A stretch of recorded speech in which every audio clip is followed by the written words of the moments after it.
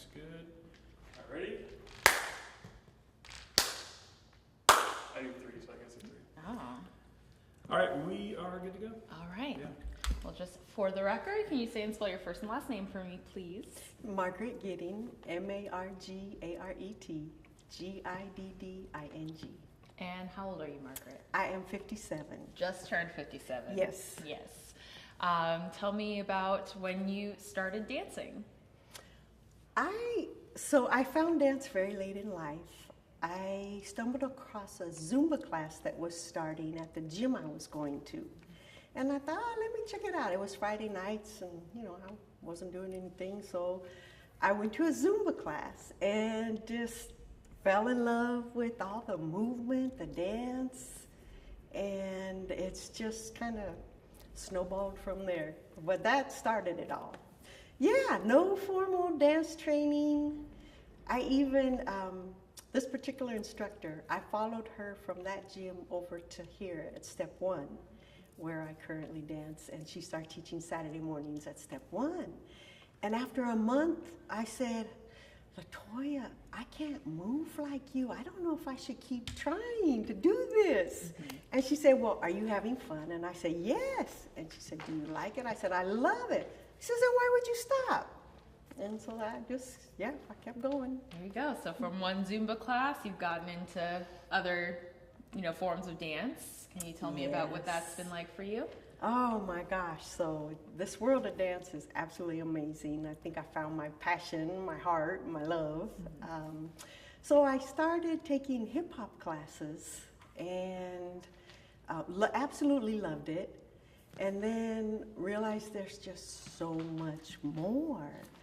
I started taking whatever I could that was available, tried some beginning jazz, and tried some contemporary and realized I needed some foundation. Mm-hmm. So started taking ballet and started learning the lingo and the fundamentals and the language, and then realized that translates to every style and genre. Mm-hmm. And so I just kind of delved in as much as I could, just trying to get as much as I could. I felt like, at first I was like, I'm so behind.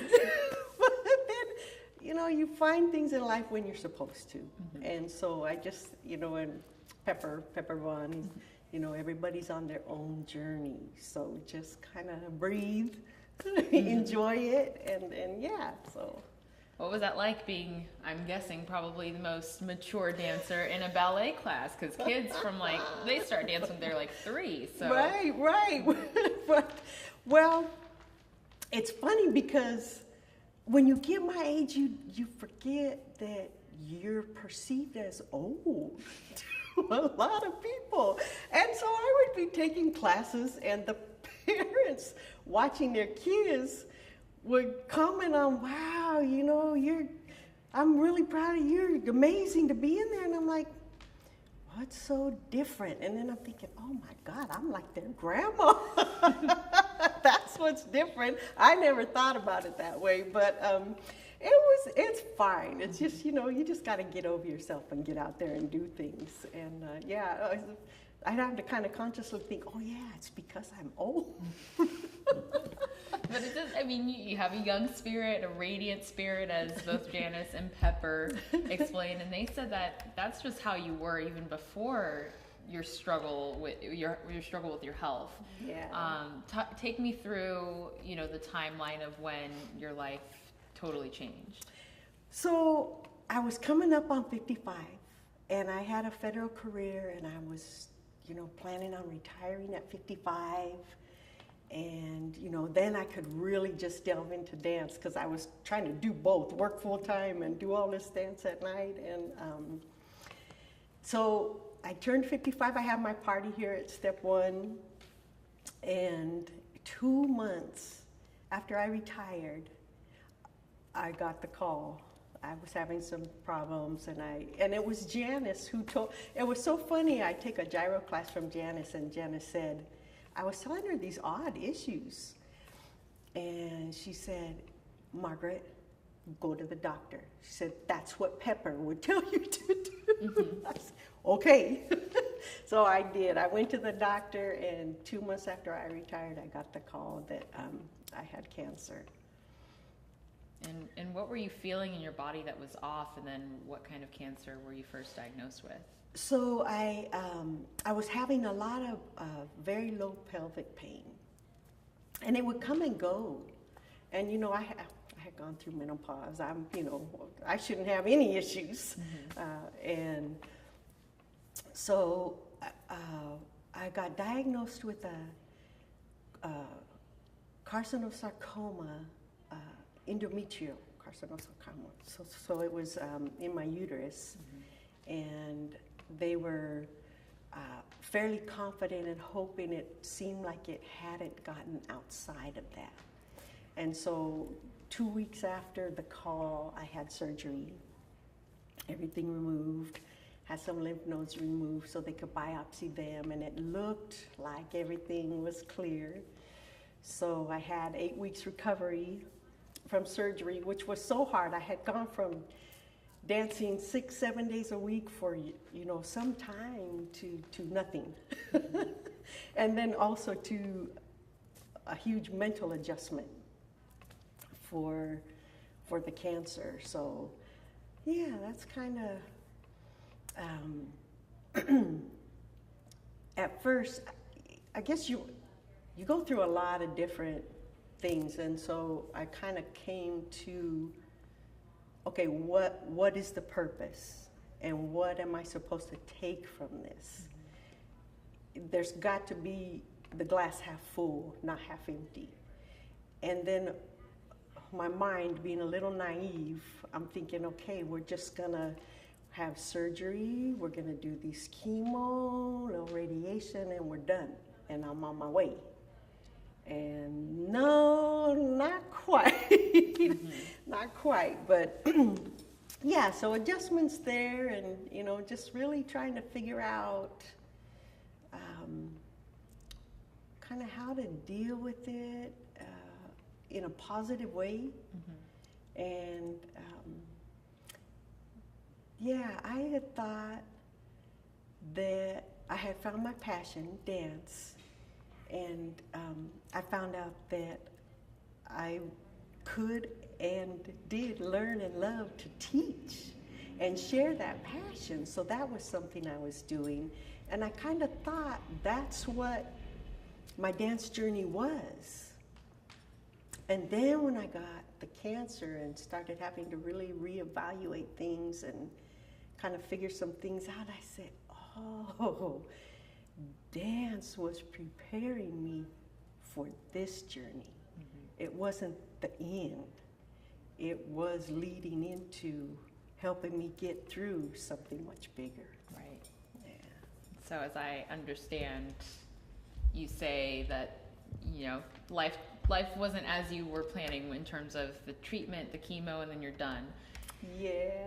It kept coming back. Did other diagnoses happen in different areas of your body, or where are we at right now? Yeah, so right now, after I healed from surgery, and I went through 6 rounds of chemo and some radiation, I still started having some problems, and they discovered a tumor in the lower pelvic area that had grown back.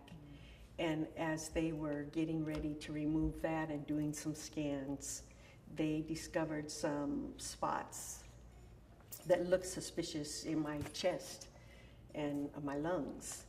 And so I had another surgery to remove a tumor, and then they were trying to figure out, it looked like a compromised lymph node in my chest. They were trying to figure out how to get to it, to access it, to do a biopsy. So when they were finally able to do that, it did confirm that the cancer had metastasized, and I had spots in my lungs and the chest. The lymph node was compromised. And so now I've done 4 out of 6 chemo treatments, and so far it looks like the cancer is shrinking. And so I'm very excited about that. Yeah, so it was kind of a readjustment that, oh, okay, so I don't just get to be done. Right. and move on. This is going to be an ongoing thing, and I have to readjust my life and my thinking to this new reality. And I mean, I am not in any way giving up or, my doctor was telling me, I said, so kind of what's your experience with this kind of cancer? And he said, I have known one person that it totally disappeared on. And I'm thinking, okay, I'm going to be his second. So, it's a readjustment. It's just been amazing. The part of my journey that just absolutely amazes me is the love and support that I have through my family and my dance family and friends. And it's an amazing thing. It's just so powerful. I'm so grateful for every prayer, every good thought, every well wish. It just means a lot to me, and I'm very blessed. I'm very fortunate to have what I have. Yeah. I mean, and you say it's helped you a lot, it's meant a lot to you, but it seems like you mean so much to this studio and this community. And for someone who's starting dance so late in life and they've only known you for 5 years, how does that make you feel to know that you have had such a strong impact on the people here in such a short amount of time?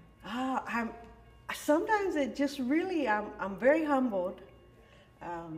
Sometimes it really surprises me.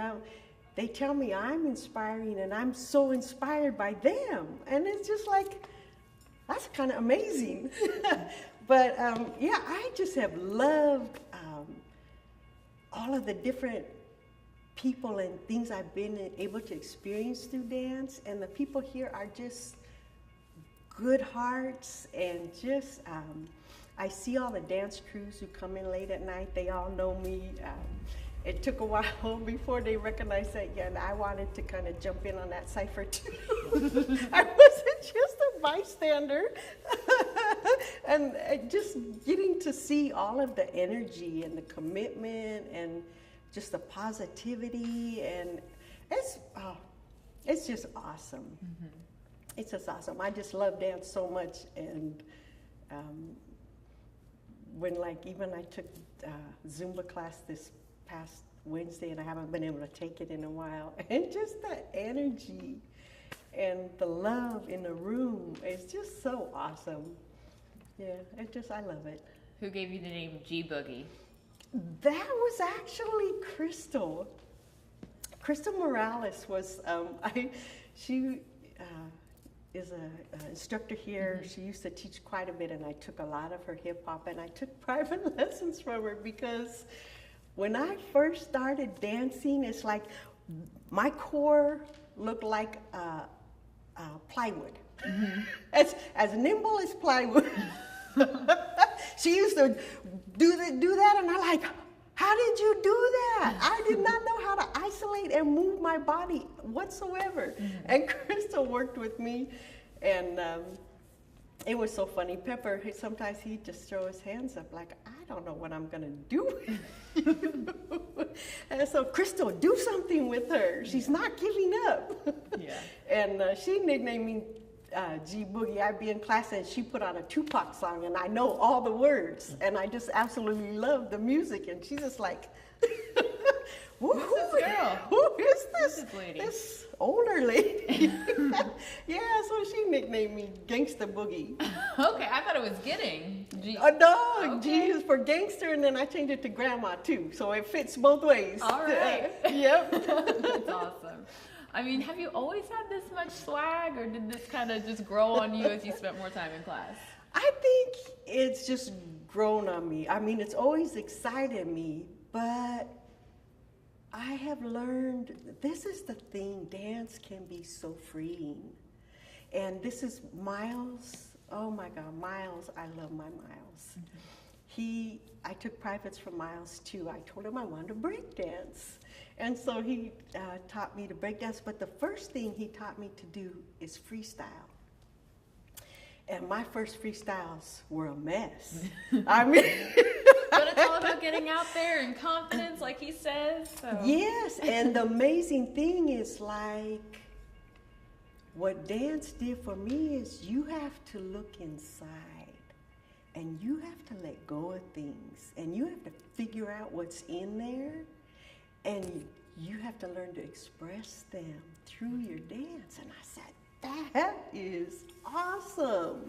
And so that's kind of, it gave me a lot of insight into myself and learning how to just let go and be in a moment and just feel something and let yourself express it through dance. I just thought, that is awesome. And that's something that Miles and Crystal really helped me with, and Miles just taught me through freestyle, and just amazing. Awesome. Tell me about the toll that chemo and radiation and your sickness has taken on your body. I mean, I'm sure a lot of things have changed, you know, and you have hair loss and all that. Just talk me through what's been going on with your body. Yeah, this chemo round is a little different from the last one, and different types of medicine. And so I kind of have to get the feel for the pattern after I have the chemo. So I'll have a treatment on Monday, and then I kind of spiral down the rest of the week, and then that weekend I'm really couch bound, flat on my back. And then I start coming back up slowly the following Monday, Tuesday out, and then it's a very amazing thing to wake up and realize you feel normal. And it's like, oh my God, normal is awesome. But it's rough. Chemo is not for the faint of heart. I feel for anybody that has to endure that process. But I just refuse to let it stop me from what I love to do. And I think that push to get myself back out there as soon as I can has really helped me mentally and physically, and to help me deal with the chemo. And there are times I have my dark times, and bless Pepper's heart, he's one of the people that I have reached out to, and he always seems to have the right words to tell me to get me back out of the dark, and sometimes he'll tell me it's okay to be there for a minute, but now you got to come back. So it's been really hard. It's hard on my family. Sometimes I think it's almost harder on them than me. My sister Amy, who's been there like a rock for me from the beginning, she says, I wish it could be me instead of you. And because it's harder to have to watch and feel like you can't do anything, even though she's done everything. And my girls, my youngest daughter lives with me, and I'm sure it's hard on her to have to watch me struggle at my low points. But I just try to stay in a positive light, in a positive place, and know that it's going to pass, and I'm going to get back up, and I'm going to be back in dance class, doing what I love. And so, it's kind of a cycle. I just kind of try to roll with it. Yeah, Pepper said that it's sometimes he has to reel you back in to say, you're tired, sit down, be humble. That's what he said. So that's so funny. He does. He does. And I've texted him, Pepper, I'm thinking about coming to your class. He said, would you stay home and rest? Yeah. But he is a very good reality check for me, quite a bit. Yeah, he's been through it, so he knows. Yeah. Just tell me about what your message is to people watching who are going through this, whether it's that they either want to get into dance, they're going through chemo radiation, they have a loved one that's going through chemo radiation. What's your message to them? I would say find your passion. Find your passion and stay with it. And let people help you. Let them in and let them help you. That's a big one. Find that support. Find that support. And for those who are supporting, I would say being present with that person through that journey is the most you can do for them, and it is very much appreciated. And don't let it run you. Kind of figure out how to work with it and how to stay positive. And I've changed my diet. We are our ultimate decision makers. So I have researched so much. And when the doctor tells me something, I'll think about it. They'll be like, what do you mean you think about it? And I do. And I have to weigh everything, and I'll research. And I went to a naturopathic doctor. And so I'm trying to figure out all my options. And then make my own decisions. And I think that's really important for us. The first round, I just, okay, I'll do everything they say. I'll be done. I'll be on my way. And it doesn't always work like that. So kind of take control of what you can and stay in the positive light. Find people who are positive. Find things that make you feel good and are positive. And, it's not that I haven't dealt with other realities. I got my business in order. And to me, it's like whatever the universe holds for me is okay. But I'm going to make the most of my moments and my time right now and follow my heart and my passion. And what will be, will be. But I'm doing my part. And just tell me about your family. How many kids, grandkids, siblings, yes, boyfriends, husbands? Yeah, well, I come from a family of 12 kids, so I'm ninth. And I have, we grew up in the Sacramento area. And I have 2 beautiful daughters. I was a single parent, raised my girls. And now I have 3 grandchildren. And grandparenting is the best thing on this earth. So, I just really am very blessed with a lot of family love and support. And I'm very happy. Flynn is my oldest grandchild. He just turned 5. Oh. He's going to kindergarten this year, How next exciting. month. Yes. Riley, his little sister's right behind him. She's turning 3. And then my oldest daughter has my youngest grandchild, Charlie, and he just turned 2. So wow. They're a wonder and a pleasure. They're keeping you young, and then you have all these kids running around the studio. Oh my God, yes. It was so funny when I started going to the rehearsals, the recitals at Step 1. I didn't have any kids in the recital, but I'm like, wait a minute, they're all my kids. I've watched so many kids kind of raised through here, and I watch them grow, and it's just amazing to watch their growth in their dance and their journeys. And so, at the summer and winter recitals, I go. Are you in them? No, that's like the culmination of everything. Yeah, they did. It's normally for the kids, but they did I think it was year before last, because they had just started the adult beginning tap. They had an adult little presentation for the tap, and I was in that, my very first performance, and that was fun. Oh, wow. What's been the most challenging part about dance for you?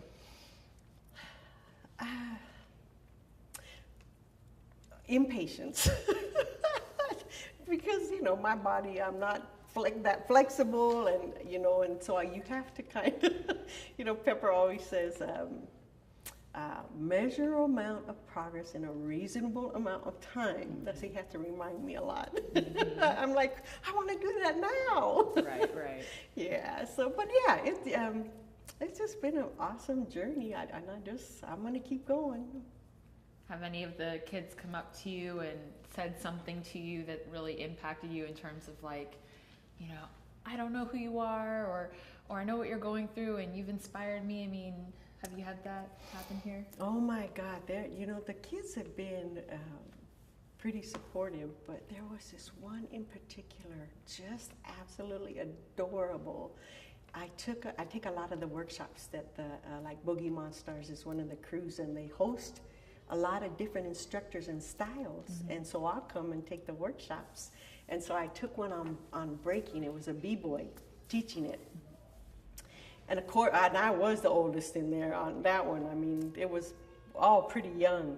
But this one in particular, just a little guy, and he was really good. And so his parents were watching out the window. And, and I tried, I was trying to get the two-step and the, coffee grinder, and, So afterward, he came up to me, and he said, that you really did a really good job, because we had to do the cipher and go in the circle afterward, and I was just so shocked. And his parents were standing there greeting, and I said, "Oh, they sent him over to do that." And he gave me a hug, and I don't know, we just kind of bonded for some reason. It was so moving, and he just touched me so much. And I saw him a while later, and the hall down there, I was at the end at the door, and he saw me, and both our faces just lit, and he just ran and into my arms and gave me the biggest hug. And he just melts my heart when I see him. His name is Matt, and sometimes when I go to the outside events, Legends in the Making, he's there, and so I've been hoping to get to one and look for him again. I don't know, he just melts my heart. I love seeing him. And there's one in September. I'm going to be looking for him. There you go. He'll be looking for you too. Do you have a favorite move, like a six-step, top rock? What's your go-to move? Before you get to that, maybe just switch your legs out a little bit towards that. There you go. Yeah. Sorry, I'm squirming. You're good. What's your go-to move when you go freestyle? Because you gotta have something in the back pocket to pull. I